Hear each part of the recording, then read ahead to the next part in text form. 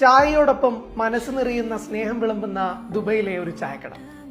ദുബൈയിലെ ഈ സ്നേഹത്തിന്റെ ചായക്കടയിൽ ജോലി ചെയ്യുന്നത് ഈ നാടിന്റെ ഭാഷയിൽ പീപ്പിൾ ഓഫ് ഡിറ്റർമിനേഷൻ, നിശ്ചയദാർഢ്യമുള്ള ആളുകളാണ്.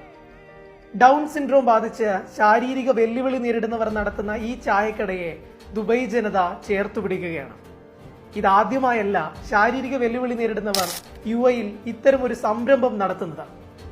മുമ്പ് നിശ്ചയദാർഢ്യത്തിന്റെ കരുത്തിൽ അബുദാബിയിൽ ആരംഭിച്ച ബി കഫേ യുഎഇ ഭരണാധികാരികളുടെ ഉൾപ്പെടെ കയ്യടി നേടിയിരുന്നു. അമേരിക്കയിലെ പ്രശസ്തനായ ഇൻഫ്ലുവൻസറും മോട്ടിവേഷണൽ സ്പീക്കറുമൊക്കെയായ നിക് സാന്റോനെസ്റ്റാസോ അമേരിക്കയിൽ നിന്ന് ദുബൈയിലേക്ക് താമസം മാറിയതിന്റെ കഥ നമ്മൾ കേട്ടതാണ്.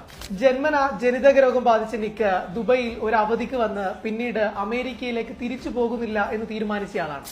അതിന്റെ ഒരു കാരണം അദ്ദേഹം പറഞ്ഞത് ഇങ്ങനെയാണ്. I was at the beach one day and I needed to use the restroom. I noticed that there's 3 restrooms. There was a male restroom, there was a female restroom. ദുബൈയിലെ ബീച്ചിൽ പോയപ്പോൾ ഞാൻ 3 ടോയ്ലറ്റുകൾ കണ്ടു. പുരുഷന്മാർ, സ്ത്രീകൾ, മറ്റൊന്ന് പിയോടി. അതിന്റെ അർത്ഥം എന്താണെന്ന് എനിക്ക് അറിയില്ലായിരുന്നു. അതിനാൽ ഞാനൊരു ജീവനക്കാരനോട് ചോദിച്ചു. അദ്ദേഹം പുഞ്ചിരിച്ചുകൊണ്ട് പറഞ്ഞു, സാർ, ഈ ബാത്റൂം നിങ്ങൾക്കുള്ളതാണ്. ഞാൻ ചോദിച്ചു, എന്താണ് നിങ്ങൾ ഉദ്ദേശിക്കുന്നത്?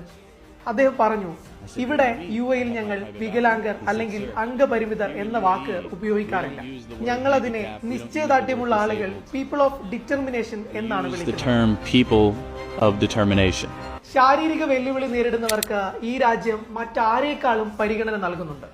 അവരെ ചേർത്ത് പിടിക്കുന്നുണ്ട്.